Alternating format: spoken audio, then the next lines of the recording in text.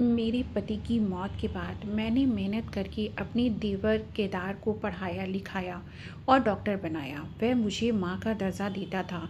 जब उसकी शादी हुई तो उसकी पत्नी जोया मेरे साथ बुरा व्यवहार करने लगी। एक दिन उसने मुझ पर चोरी का आरोप लगाकर मुझे घर से निकाल दिया। मैं रात को सड़क पर बैठी रो रही थी कि एक बड़ी गाड़ी रुकी। उसके अंदर से जो सूट बूट पहने व्यक्ति निकला वह कोई और नहीं बल्कि मेरा। कभी कभी रात के आखिरी पहर की खामोशी मेरे दिल में इतनी गहराई से उतर जाती थी कि मुझे अपना आप भी अजनबी सा महसूस होता था। मैंने अपनी ज़िंदगी में बहुत सी कठिनाइयों का सामना किया था। लोगों की तंग दिली का शोर, गरीबी का शोर और पति की मौत के बाद तो मुझे ऐसा लगता था कि मेरे लिए जीना ही मुश्किल है। उन दिनों मुझे महसूस होता था कि जैसे मेरा मानसिक सुकून बिल्कुल ख़त्म हो चुका है।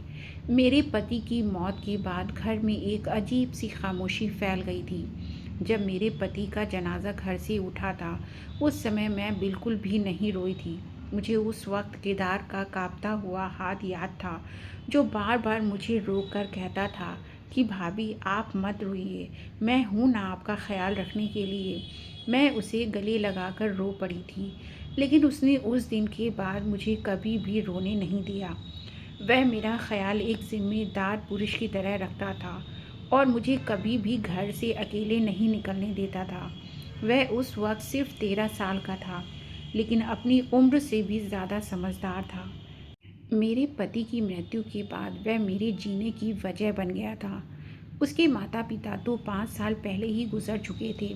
जब मैं उस घर में शादी करके आई थी तो मेरे पति के साथ साथ केदार की पूरी जिम्मेदारी भी मेरे कंधों पर आ पड़ी थी और मैंने उसकी हर जिम्मेदारी अपनी तरफ से पूरी कोशिश के साथ निभाई थी, ताकि उसे कभी किसी भी चीज़ की कमी महसूस ना हो। उस समय केदार की आंखों में ऐसी हिम्मत थी कि एक पल के लिए भी मेरी आंखों से आंसू नहीं निकल पाए। मगर पति की मृत्यु के बाद मेरी ज़िंदगी एक ऐसे पेड़ की तरह हो चुकी थी जिसकी जड़ें तो थीं, लेकिन जिसकी छाया बिल्कुल भी नहीं थी। केदार मेरा देवर था, लेकिन वह मेरे लिए बेटे से भी बढ़कर था। मेरे पति की ज़िंदगी में ही वह मुझसे बहुत प्रेम और स्नेह से पेश आता था और मेरा हर तरह से ध्यान रखता था। जिस दिन उसने स्कूल जाना शुरू किया था, उसी दिन से मैंने उसकी सारी जिम्मेदारियां अपने सिर पर उठा ली थी। पति के जाने के बाद एक दिन केदार मेरे पास बैठकर बोला था कि भाभी मुझे लगता है अब मुझे मेहनत करनी पड़ेगी। मैंने हैरानी से पूछा क्यों? तो उसने कंधे उचका कर कहा क्योंकि अब घर में पुरुष मैं हूँ, इसलिए मेरी जिम्मेदारी बनती है कि मैं अपनी सभी जिम्मेदारियों को पूरा करने की कोशिश करूँ। उसकी बात सुनकर मैं हंस पड़ी थी, लेकिन उसकी बात मेरे दिल पर तीर की तरह लगी थी, क्योंकि वह बिल्कुल सच कह रहा था और मेरी सारी उम्मीदों का केंद्र भी वही था।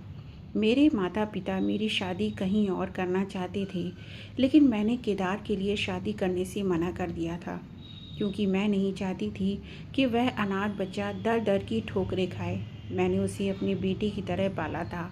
रात को उसके पास बैठकर होमवर्क करवाना, उसके कपड़े इस्त्री करना और कभी कभी उसकी पसंद का खाना बनाना। मैंने ये सब कुछ मुस्कुराते हुए अपनी जिम्मेदारी समझकर किया था। रिश्तेदार मुझे केदार की परवरिश करते देखकर पूछते थे कि मैं कब तक अपने देवर को इस तरह पालती रहूंगी। मैं हर बार मुस्कुराते हुए जवाब देती थी कि जब तक वह अपने पैरों पर खड़ा नहीं हो जाता। मेरे माता पिता मुझे समझाते समझाते थक चुके थे, लेकिन मैंने फिर भी उनकी बात नहीं मानी और कई वर्षों बाद अपनी गलती का परिणाम भी भुगता, क्योंकि मेरे माता पिता ही सही थे और वे मेरी भलाई चाहते थे। पर मैं सिर्फ केदार के बारे में सोचती रही और उसके लिए अपनी ज़िंदगी और अपनी खुशियाँ कुर्बान कर दी। केदार अपनी हर सफलता के बाद मुझे ऐसे देखता था जैसे उसकी हर कामयाबी की वजह मैं हूँ। वह खुद बहुत ही बुद्धिमान और मेहनती लड़का था और इतना परिश्रम करता था कि ज़िंदगी की हर परीक्षा का सामना अच्छी तरह कर लेता था। मेरे पति की मृत्यु के बाद ज़िंदगी बिल्कुल आसान नहीं रही। क्योंकि उनके बाद कमाई का कोई और साधन नहीं था। इस वजह से मैंने गली गली जाकर सफाई का काम ढूंढना शुरू किया और साथ साथ बच्चों को ट्यूशन भी पढ़ाने लगी। मेरी ज़िंदगी का सिर्फ एक ही उद्देश्य था, केदार को डॉक्टर बनाना, क्योंकि उसे डॉक्टर बनने का बहुत शौक़ था और मैं उसके सभी सपनों को पूरा करना चाहती थी। वक्त गुजरता गया और जब उसकी मैट्रिक की परीक्षा होने वाली थी, वह पूरी पूरी रात जागकर पढ़ता और मैं भी उसके साथ जागती। कभी उसे चाय देती, कभी कुछ खाने को। जब जब मैं केदार को इतनी मेहनत करते देखती तो मुझे बहुत सुकून मिलता था और उसकी हर छोटी बड़ी सफलता पर मैं ऐसे खुश होती थी जैसे वह मेरी अपनी सफलता हो। मैंने अपने भीतर और केदार में कभी भी कोई फ़र्क नहीं किया था। एक दिन परीक्षा से पहले उसने मुस्कुराते हुए मुझसे कहा था कि भाभी, मैं जो कुछ भी बनूंगा सिर्फ आपकी वजह से बनूंगा। उसकी बात सुनकर मेरी आंख भर आई थी और मैंने मुस्कुराकर उसे गले से लगा लिया था। मैट्रिक में केदार ने पूरे शहर में स्थान हासिल किया था और उसकी सफलता की वजह से मैंने मोहल्ले भर में मिठाइयाँ बांटी थीं। कई लोग बधाई देने भी घर आए थे। उस दिन अपनी कामयाबी के कारण केदार बहुत खुश था और उसने हंसते हुए कहा था, भाभी, जब मैं डॉक्टर बन जाऊंगा तो आपको एक घर लेकर दूंगा जिसकी मालिक आप होंगी। यह सुनकर मैं हंस पड़ी थी और मुस्कुराकर उससे कहा था कि मुझे घर बार कुछ नहीं चाहिए। मेरे लिए उसकी सफलता ही सबसे बड़ी बात है, क्योंकि केदार और मैं अकेले एक घर में रहते थे। इसी वजह से लोगों ने तरह तरह की बातें फैलाना शुरू कर दी थी, लेकिन मैं उन सब बातों को एक कान से सुनकर दूसरे कान से निकाल देती थी। जब केदार ने मेडिकल कॉलेज में प्रवेश लिया था तो उसकी फ़ीस भरने के लिए मैंने अतिरिक्त काम करना शुरू कर दिया था, ताकि उसे कभी किसी के सामने हाथ फैलाने की नौबत ना आए। वह हमेशा मुझसे कहता था, भाभी, आप मेरी माँ हैं। उसकी ये बातें सुनकर मेरी आंखों से आंसू निकल आते थे, लेकिन मैंने कभी उसके सामने अपने आंसू नहीं छुपाए, क्योंकि मैं नहीं चाहती थी कि वह मेरी कमज़ोरियों को देखकर परेशान हो। साल गुजरते गए और आखिरकार वह डॉक्टर बनने में सफल हो गया, जिसका उसने सपना देखा था। उसकी इस सफलता से मैं बेहद खुश थी। एक दिन जब केदार ड्यूटी से लौटकर घर आया तो उसने शर्माते हुए कहा, भाभी, मैं शादी करना चाहता हूँ। मैंने मुस्कुराकर पूछा, क्या तुम्हें कोई लड़की पसंद है? वह शर्माते हुए बोला, हाँ, वह मेरे साथ ही काम करती है और उसका नाम जोया है। मैं कुछ ही दिनों बाद उसके घर रिश्ता लेकर पहुंची थी। वह सुंदर होने के साथ साथ बहुत पढ़ी लिखी भी थी और सबसे बड़ी बात यह कि केदार उसे बहुत पसंद करता था। मेरे लिए यही काफ़ी था, क्योंकि मैं हर हाल में केदार को खुश देखना चाहती थी। कुछ ही महीनों के भीतर मैंने उसकी शादी केदार से कर दी और उसे बहू बनाकर घर ले आई। शुरू के कुछ महीने बहुत अच्छे भी थे। वह केदार के साथ साथ मेरा भी बहुत ध्यान रखती थी, हर काम मुस्कुरा कर करती थी और मैंने भी उसे अपनी बेटी समझकर दिल से अपना लिया था। घर को अच्छे से चलता देखकर मैंने केदार से कहा था कि सच सच बताओ तो ज़िंदगी स्वर्ग जैसी हो गई है। मेरी ये बात सुनकर वह हंस पड़ा था। जोया के आने से घर में खुशियाँ आ गई थीं और वह हर समय घर में रौनक बनाए रखती थी। उसकी यही आदत मुझे बहुत पसंद थी, लेकिन धीरे धीरे जोया का मेरे प्रति व्यवहार बदलने लगा और उसके इस बदले हुए व्यवहार का कारण मुझे बिल्कुल समझ में नहीं आ रहा था। मैंने अपनी ओर से हर कोशिश की कि उसका रवैया फिर से पहले जैसा हो जाए और घर का सुकून बना रहे, लेकिन समय के साथ साथ उसका व्यवहार और बिगड़ता चला गया। छोटी छोटी बातों पर वह शक करने लगी और मुझसे तंज भरे शब्दों में बात करने लगी। उसके बदले हुए व्यवहार की वजह मेरी समझ में पूरी तरह नहीं आ रही थी। शुरुआत में मैंने सब कुछ नज़रअंदाज करने की कोशिश की, लेकिन हर दिन वह कोई ना कोई ऐसी बात कह देती थी जो सीधे मेरे दिल को चोट पहुंचाती थी और मेरा पूरा दिन ख़राब हो जाता था। एक दिन केदार काम करने के लिए चला गया था। मैंने उसके लिए और अपने लिए चाय तैयार की और जब मैंने उसे चाय दी तो उसने चाय की प्याली पटक कर रखते हुए कहा कि आपका यहाँ पर कब तक रहने का इरादा है? उसकी ये बात सुनकर मुझे ऐसा महसूस हुआ जैसे किसी ने मेरे पैरों के नीचे से ज़मीन खींच ली हो। क्योंकि जिस घर की नींव को मजबूत करने के लिए मैंने अपनी पूरी ज़िंदगी कुर्बान कर दी थी, वही मुझे उस घर से जाने के लिए कह रही थी। मैंने खुद पर काबू पाकर उससे कहा कि बेटी, ये मेरा अपना घर है। लेकिन मेरी बात सुनकर वह हंस पड़ी और मुस्कुराते हुए व्यंग भरे लहजे में बोली कि ये घर आपका था, अब नहीं है, क्योंकि अब मैं इस घर की मालकिन हूँ और ये घर मेरे पति का है, इसलिए ये घर अब मेरा है। उसकी बात सुनकर मुझे ऐसा लगा जैसे किसी ने मेरे सिर पर तपती हुई ईंट रख दी हो। और उस दिन मुझे पहली बार ज़ोया की आंखों में अपने लिए नफ़रत नज़र आई। उसकी आंखों में ऐसी नफ़रत थी जिसकी वजह तक मुझे मालूम नहीं थी, लेकिन उसकी आंखों में मौजूद नफ़रत देखकर मैं जान चुकी थी कि ये नफ़रत कभी ख़त्म नहीं होगी, चाहे मैं कुछ भी कर लूँ। इसलिए मैंने ये सोचकर चुप्पी साध ली कि लड़कियाँ शादी के शुरुआती दिनों में घबरा जाती हैं। हो सकता है ज़ोया भी घबरा गई हो, मगर मैं गलत थी, क्योंकि ज़ोया के व्यवहार से मुझे ऐसा लगने लगा था जैसे मैं ही गलत हूँ और मेरे घर पर मेरा कोई हक ही नहीं है। जब भी वह केदार को मुझसे बातें करते हुए देखती तो उसका मिजाज बहुत ज़्यादा ख़राब हो जाता, क्योंकि उसे केदार का मुझसे बात करना भी बर्दाश्त नहीं था। एक दिन रविवार की सुबह मैंने रोज़ की तरह सबके लिए नाश्ता बनाया था, क्योंकि केदार को आलू के पराठे बहुत पसंद थे। इसलिए उन्हें खाने के बाद उसने तारीफ़ भी की थी। लेकिन ज़ोया ने प्लेट एक तरफ पटकते हुए कहा कि माँ, आपके खाने में नमक हमेशा ही कम होता है। उसकी बात सुनकर मैंने नरमी से कहा कि बेटा, मैं तुम्हारे लिए नए बना देती हूँ। लेकिन वह बिना कुछ खाए और कुछ कहे अपने कमरे में चली गई और मैं उसे हकी बकी देखती रह गई। मैं जब भी उसके लिए कुछ ना कुछ बनाती थी वह ऐसा ही करती थी। अगर सब्ज़ी में कोई कमी ना भी होती तो भी वह कमी निकाल ही लेती थी। एक दिन जब मैं गीता पढ़कर कमरे से बाहर निकली तो मुझे केदार के कमरे से फुसफुसाहट की आवाज़ सुनाई दी और उन्हीं फुसफुसाहटों से मुझे अंदाज़ा हो गया कि बात मेरे ही बारे में हो रही है। इसलिए मैं चुपचाप अपने कमरे में चली आई। अभी मैंने सोने के लिए आंखें बंद ही की थी कि अचानक केदार कमरे में आया और मेरी तरफ देखते हुए बोला कि भाभी, आपने ज़ोया से कुछ कहा है?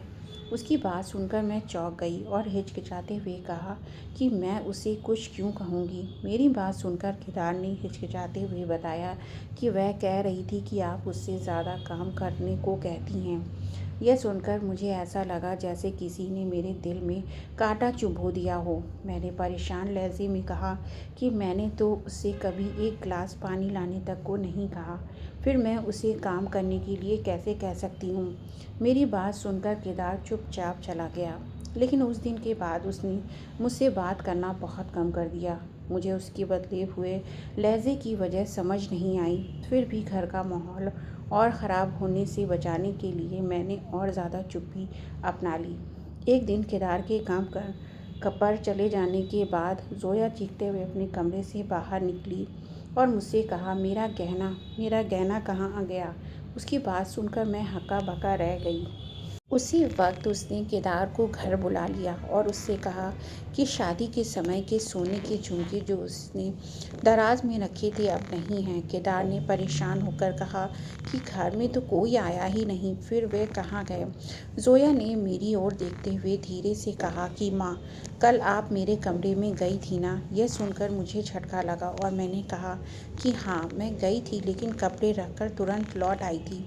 मेरी बात सुनकर ज़ोया मुस्कुराई और बोली कि आपके सिवा कोई मेरे कमरे में नहीं गया, इसलिए आप नहीं उठाए होंगे। ज़ोया की बात सुनकर केदार ने मेरी ओर देखा, लेकिन मुझसे कुछ भी नहीं कहा। उसका ये मौन मुझे अंदर से पूरी तरह तोड़ गया। अगले ही दिन ज़ोया की माँ आ गई और घर में घुसते ही मुझ पर चिल्लाने लगी कि मैंने उनकी बेटी के झुमके चुरा लिए हैं। मैंने रोते हुए उन्हें पूरा यकीन दिलाने की कोशिश की कि मैंने कुछ भी नहीं किया और ना ही कोई चोरी की है, लेकिन उनका रवैया ऐसा था मानो वे मुझसे झगड़ा करने की ठान कर आई हों। केदार ने परेशान होकर मेरी ओर देखते हुए पूछा कि माँ, क्या आपने सच में वे झुमके उठाए हैं? उसका ये सवाल मेरे दिल को चीर गया, क्योंकि मुझे उससे ऐसी उम्मीद बिल्कुल नहीं थी। मेरी आंखों से आंसू बहने लगे और मैंने रो रो कर उन्हें समझाने की कोशिश की कि मैंने कुछ भी नहीं किया। क्या मैंने कभी पहले घर से कुछ चुराया है? और फिर यह तो मेरा अपना घर है, तो मैं कोई चीज़ क्यों चुराऊंगी? केदार ने तो मेरी बात पर विश्वास कर लिया था, लेकिन उसकी पत्नी ने उसी दिन मेरे खिलाफ उसे भड़काना शुरू कर दिया था, जिसकी वजह से समय के साथ साथ उसका व्यवहार मेरे प्रति बदलता चला गया। कुछ ही दिनों बाद ज़ोया का बड़ा भाई उससे मिलने आया था। उसने मुझे रसोई में काम करते हुए देखकर कहा कि उसने सुना है कि ज़ोया के गहने मैंने उठा लिए हैं। उसकी बात सुनकर मेरी आंखों से आंसू निकल आए, लेकिन मैंने उससे कुछ भी नहीं कहा। जिस घर को बनाए रखने के लिए मैंने अपनी जवानी तक कुर्बान कर दी थी, उसी घर में मुझ पर चोरी का आरोप लगाया गया था, जबकि मैंने कोई चोरी नहीं की थी। कुछ दिनों बाद ज़ोया मेरे कमरे में आई और व्यंग भरे लहजे में बोली कि माँ, अगर आपको पैसों की ज़रूरत थी तो आप मुझसे मांग लेती। उसकी बात सुनकर मैं सन्न रह गई। मैंने उससे पूछा कि मुझे पैसों की ज़रूरत क्यों पड़ेगी। उसने आंखें बड़ी करते हुए कहा कि उसके पर्स से 3,000 रुपये गायब हैं, जो निश्चित रूप से मैंने ही चुराए होंगे, क्योंकि अब मुझे इस सब की आदत पड़ चुकी है। मैंने काँपती हुई आवाज़ में कहा कि मैंने किसी भी चीज़ की चोरी नहीं की है, और मुझे पता है कि वह जानबूझकर मुझ पर आरोप लगा रही है, ताकि सबकी नज़रों में मुझे चोर साबित कर सके। मेरी बात सुनकर वह मुस्कुराने लगी और थोड़ी ही देर बाद उसने ज़ोर ज़ोर से चीखते हुए केदार को बुलाना शुरू कर दिया। उसे इस तरह चीखते देख मैं हैरान रह गई, क्योंकि मुझे उसकी चीख पुकार का कोई कारण समझ नहीं आया। ज़ोया की आवाज़ सुनकर केदार दौड़ता हुआ आया और घबराकर उससे पूछा कि क्या हुआ। तब ज़ोया ने झूठे आंसू बहाते हुए कहा कि उसके पर्स से 3,000 रुपये गायब हो गए हैं, जो निश्चित रूप से मैंने ही चुराए हैं, और वह उस घर में बिल्कुल भी सुरक्षित नहीं है। अपनी पत्नी को रोते देखकर केदार ने मेरी ओर देखते हुए कहा कि भाभी, बेहतर यही होगा कि आप कुछ दिनों के लिए अपनी माँ के घर चली जाएं। उसकी ये बात सुनकर मेरी सांस रुक गई और मैंने उससे पूछा कि बेटा, मैं क्यों जाऊं? केदार ने मेरी ओर देखते हुए कहा था कि भाभी, कृपा चंद ही दिनों के लिए सही, ताकि घर का माहौल बिल्कुल ठीक हो जाए। उसका एक वाक्य ही मुझे अंदर तक तोड़ गया था। ज़ोया ने मेरा बैग उठाकर मुझे पकड़ा दिया था। दरवाजे तक लाते हुए उसने मुझसे कहा था कि हमेशा के लिए मेरे घर से दूर चली जाओ। उसकी बात सुनकर मेरी आंखों से आंसू निकल आए थे। उसने मेरे घर से निकलते ही दरवाज़ा ज़ोर से बंद कर लिया था, और मैं केदार से बिना कुछ कहे उस घर से हमेशा के लिए निकल आई थी, जिस घर में मैंने बरसों बिताए थे। रात का समय था।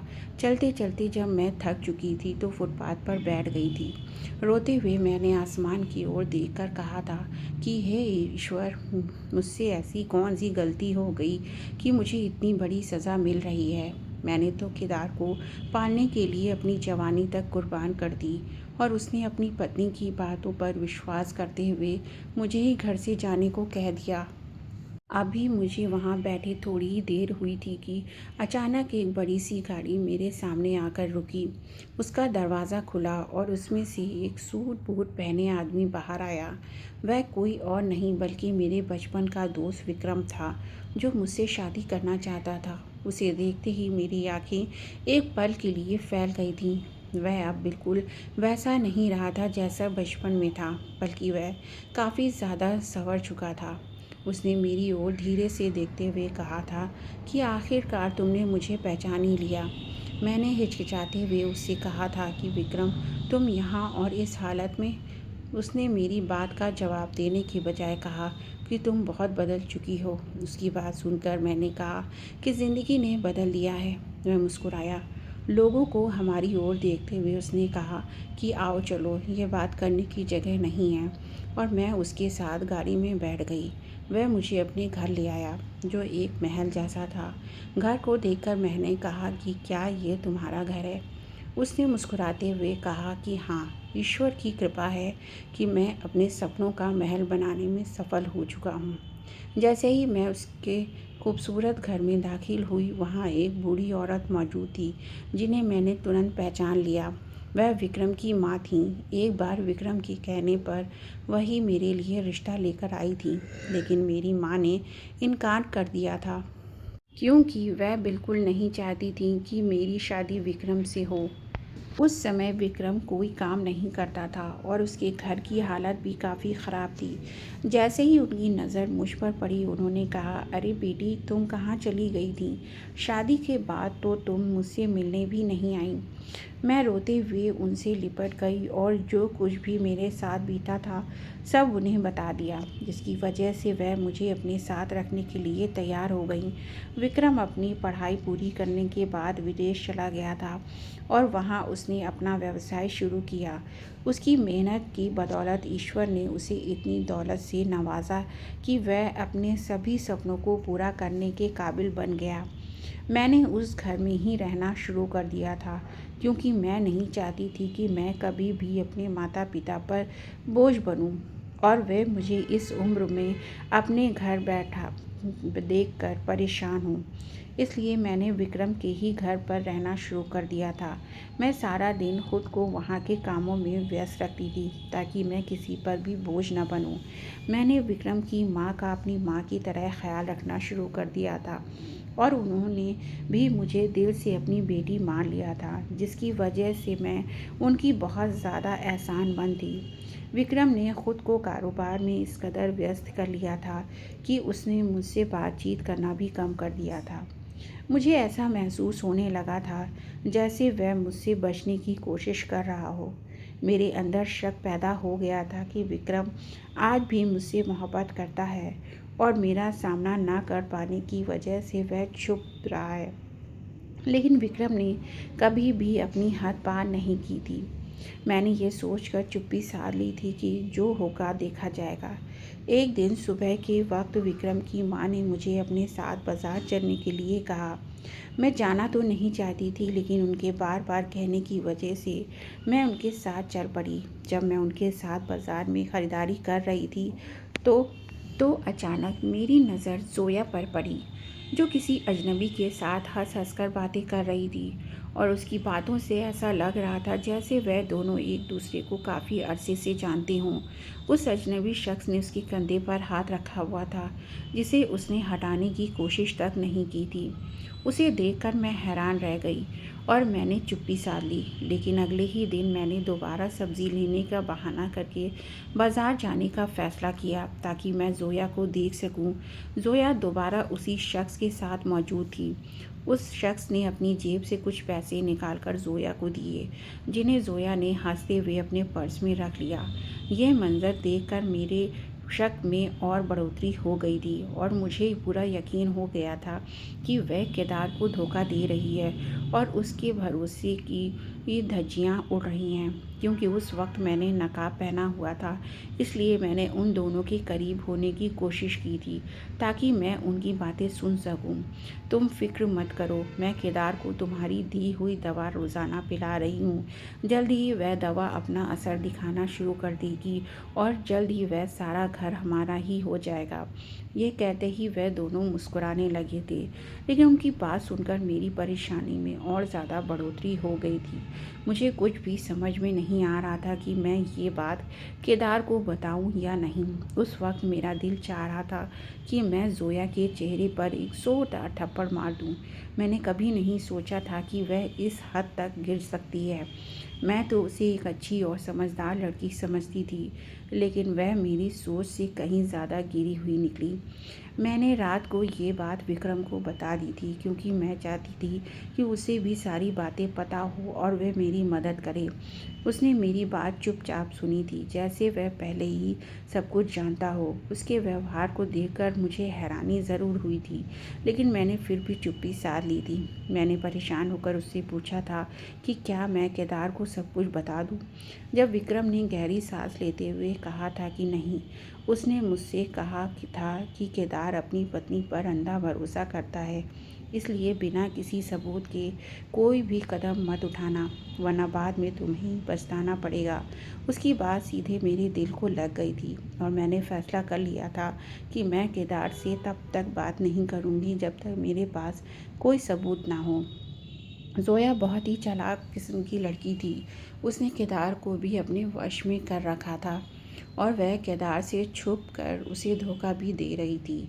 क्योंकि उसे कोई और पसंद आ चुका था। मैंने ज़ोया के खिलाफ सबूत इकट्ठा करने शुरू कर दिए थे। एक दिन मैं एक बूढ़ी ही खाला से मिलने के लिए मोहल्ले गई थी।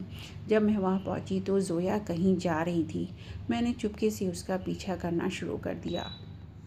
वह अलग अलग गलियों से गुजरती हुई एक ऐसी गली में पहुंची जहां बहुत कम लोग रहते थे, क्योंकि वहां ज़्यादातर वे लोग रहते थे जो काला जादू करने में लगे होते थे।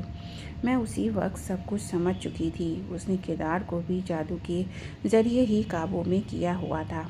वह बिना हिचकिचाए एक घर में दाखिल हो गई थी, जैसे वह पहले भी वहां आती रही हो। मैं वहां से ही वापस चली आई थी, लेकिन मेरा मस्तिष्क सोच सोच कर फटने लगा था, क्योंकि मुझे ज़ोया से इस हद तक की उम्मीद बिल्कुल भी नहीं थी कि वह मुझ पर चोरी का आरोप लगाएगी। उसने ये सब इसलिए किया था ताकि केदार को उस पर कोई संदेह ना हो, और उसने वे पैसे भी किसी तांत्रिक को दे दिए थे ताकि वह केदार को हमेशा के लिए अपने कब्जे में कर सके, फिर मुझे मेरे ही घर से बाहर निकाल दे। वह अपनी इस कोशिश में सफल हो चुकी थी और किसी को भी उस पर शक नहीं हुआ था। मेरे मन में बार बार सिर्फ एक ही सवाल घूम रहा था कि अंततः ज़ोया चाहती क्या है, और वह अपना ही घर अपने हाथों से क्यों उजाड़ रही है। जब मैंने अपनी परेशानी का उल्लेख विक्रम से किया तो उसने मुझसे कहा कि वह इस बारे में पता लगाएगा। एक हफ्ता गुजरने के बाद उसने मुझसे जो कुछ बताया उसे सुनते ही मैं हैरान रह गई, क्योंकि बात ही ऐसी थी। ज़ोया पहले से ही शादीशुदा थी। उसके पहले पति ने उसकी गलत आदतों से तंग आकर उसे तलाक दे दिया था, और फिर उसने केदार को अपने जाल में फंसा लिया था, जिसकी वजह से केदार ने उसके प्रेम में अंधे होकर उससे शादी कर ली थी। उन दिनों केदार का स्वास्थ्य भी दिन प्रतिदिन गिरने लगा था, क्योंकि ज़ोया द्वारा दी जा रही दवाइयों ने असर दिखाना शुरू कर दिया था। उसे बार बार चक्कर आने लगे थे और कभी कभी उसकी सांस भी फूलने लगती थी। उसकी बिगड़ती सेहत को देखकर उसके एक दोस्त ने उसे डॉक्टर से जांच कराने की सलाह दी थी, लेकिन केदार ने इसे केवल मानसिक परेशानी का कारण मान लिया था। उन दिनों वह बहुत अधिक परेशान था, क्योंकि जिस जगह वह नौकरी करता था वह अस्पताल बंद हो चुका था। उसने कई जगह काम की खोज की, लेकिन फिर भी उसे अच्छी नौकरी नहीं मिली। रात को खाने के बाद ज़ोया कमरे में चली जाती थी और दवाइयों को बदल देती थी, लेकिन केदार को कभी भी इस बात की जानकारी नहीं हो पाई, क्योंकि वह ज़ोया पर खुद से भी ज़्यादा विश्वास करता था। और सच ही है कि मनुष्य को धोखा अक्सर वहीं से मिलता है जिस पर वह सबसे ज़्यादा भरोसा करता है। कुछ ही दिनों बाद विक्रम ने मुझे बताया कि केदार के खाते से रोज़ाना बड़ी रकम निकाली जा रही है, और ये सब ज़ोया ही कर रही है, क्योंकि केदार ने अपना एटीएम कार्ड उसे दे रखा था और वह इसी बात का फ़ायदा उठा रही थी। ये सब सुनते ही मेरी परेशानी और बढ़ गई, और मैंने उसी समय ये फैसला कर लिया कि मैं केदार को इस तरह अकेला नहीं छोड़ सकती, क्योंकि ज़ोया ने काले जादू के ज़रिए केदार को अपने वश में कर रखा था। इसी वजह से उसने मुझे घर से बाहर निकाल दिया था। मैं हर हाल में केदार को बचाना चाहती थी, क्योंकि मेरे पति ने मरते समय उसकी जिम्मेदारी मुझे सौंपी थी। ज़ोया ना सिर्फ केदार के पैसे लूट रही थी, बल्कि उसे लगातार मार पीट कर बीमार भी कर रही थी ताकि उसकी मौत हो जाए और वह पूरे घर और सारी संपत्ति पर कब्जा कर सके। मैंने अगले ही दिन केदार को सब कुछ बताने का फैसला किया और उसे फ़ोन करके मिलने के लिए बुलाया, ताकि मैं उसे सच्चाई से अवगत करा सकूं। जब वह मुझसे मिलने आया तो वह पहले से काफ़ी कमज़ोर हो चुका था। उसकी आंखों के नीचे काले घेरे साफ दिखाई दे रहे थे। उसकी हालत देखकर मैं घबरा गई, क्योंकि वह बार बार अपना सिर पकड़ रहा था। जब मैंने उसे पूरी सच्चाई बताई तो उसके लिए मेरी बातों पर विश्वास करना मुश्किल हो गया, और वह मुझ पर भरोसा करने को तैयार नहीं था। तब मैंने उससे वादा किया कि मैं कुछ ही दिनों में सारे सबूत सामने रख दूंगी, और उसे दवाइयाँ लेने से भी मना कर दिया। जब वह घर पहुंचा तो ज़ोया किसी से फ़ोन पर बात कर रही थी, और वह चुपचाप खड़ा होकर सारी बातें सुनने लगा।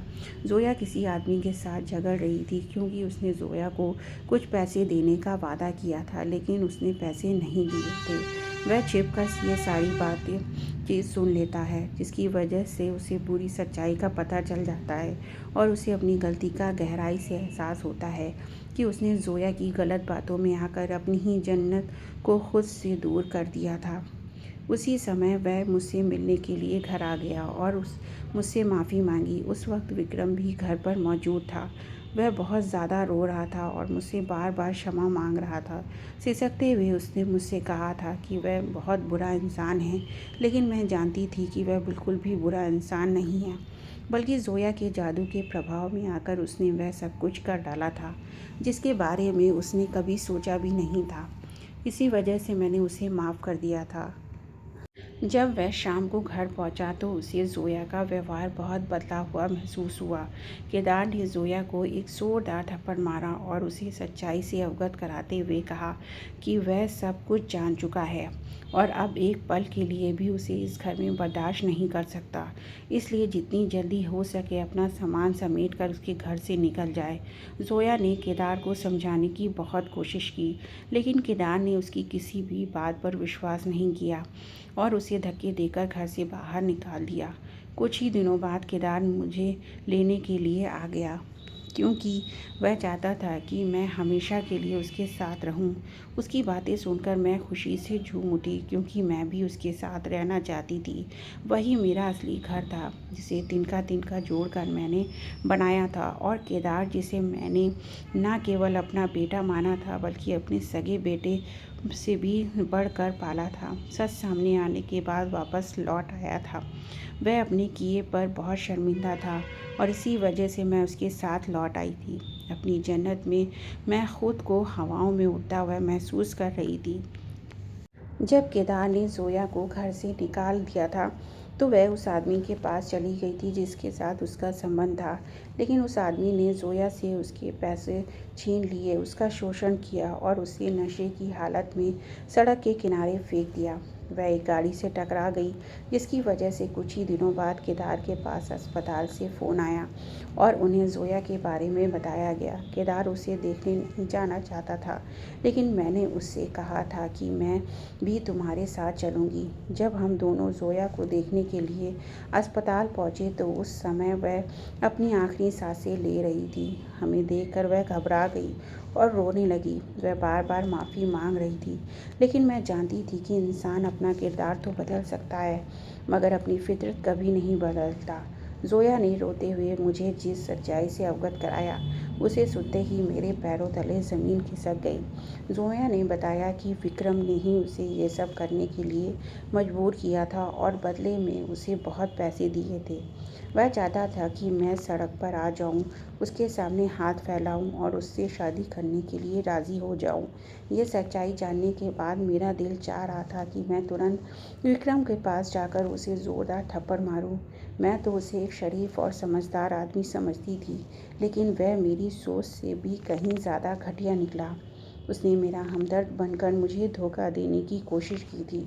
मुझे उससे ऐसे व्यवहार की बिल्कुल भी उम्मीद नहीं थी और मैं तो उसे अच्छा इंसान समझकर उससे शादी करने के बारे में सोच रही थी, लेकिन उसकी सच्चाई मुझे समय से पहले ही पता चल चुकी थी। इस बात पर मैं भगवान का जितना भी आभार प्रकट करती वह कम था। भगवान ने मुझे बहुत बड़े नुकसान से बचा लिया था और मैं एक बार फिर धोखा खाने से बच गई थी। वास्तव में विक्रम ने ये सब जानबूझकर करवाया था। वह मुझसे बदला लेना चाहता था, क्योंकि मेरी माँ ने उसे विवाह का प्रस्ताव देने से इनकार कर दिया था और इसी उद्देश्य के लिए उसने ज़ोया का उपयोग किया था। पर ज़ोया ने भी पैसों के लालच में आकर ये सब करना शुरू कर दिया था। उसने विक्रम के कहने पर केदार को अपने जाल में फंसाया था और जल्दी जल्दी केदार से शादी कर ली थी। आगे जैसे जैसे विक्रम उसे कहता गया वह वैसे ही करती गई, लेकिन एक दिन उसने विक्रम से 10 लाख रुपए मांगे थे, क्योंकि उसकी माँ बहुत ज़्यादा बीमार थी और उसका ऑपरेशन होना था। विक्रम ने उसे अधिक रकम देने से इनकार कर दिया था और सही समय पर ऑपरेशन ना होने की वजह से उसकी माँ की मौत हो गई थी। इसी कारण उसकी विक्रम से लड़ाई हुई और वे दोनों एक दूसरे के विरोधी हो गए थे तथा एक दूसरे के खिलाफ बातें करने लगे थे। हम अभी वहीं बैठे हुए थे कि उसी समय विक्रम उसे देखने के लिए वहां आ गया। लेकिन जब उसने मुझे केदार के साथ वहां बैठा देखा तो उसके पैरों तले ज़मीन खिसक गई। वह बहुत ज़्यादा घबरा गया था। मेरे चेहरे पर अपने लिए नफ़रत देखकर वह सब कुछ समझ चुका था कि मुझे सच्चाई मालूम हो चुकी है, इसलिए वह खामोशी से वापस लौट गया। कुछ ही दिनों बाद मुझे पता चला कि वह अपनी माँ को लेकर विदेश शिफ्ट हो चुका है। कुछ दिनों के बाद ज़ोया को अस्पताल से छुट्टी दे दी गई थी। मैं और केदार उसे घर ले आए थे। उसने हम दोनों से अपने किए की 2 बार माफ़ी मांगी थी और हम दोनों ने उसे माफ़ कर दिया था, क्योंकि कभी कभार घरों को बसाने के लिए कुछ बातों को नज़रअंदाज करना पड़ता है। जब ज़ोया ठीक हुई तो उसका रवैया बहुत ज़्यादा बदल चुका था और उसने न सिर्फ मुझे अपनी माँ कहा, बल्कि मेरी अपनी माँ की तरह सेवा करनी भी शुरू कर दी थी, क्योंकि वह अपनी गलती का परिणाम भुगत चुकी थी। कुछ ही दिनों बाद मुझे पता चला कि केदार पिता बनने वाला है। मेरे लिए इससे बड़ी खुशी की कोई बात नहीं थी और इतनी परेशानियों के बाद खुशियाँ हमारे लिए बाहें फैलाए प्रतीक्षा कर रही थीं। तो दोस्तों, ये थी आज की कहानी। अपनी राय कमेंट बॉक्स में ज़रूर दें। दोस्तों, अगर कहानी अच्छी लगी तो वीडियो को लाइक शेयर और सब्सक्राइब ज़रूर करें। तो मिलते हैं एक और नई कहानी के साथ। तब तक के लिए धन्यवाद।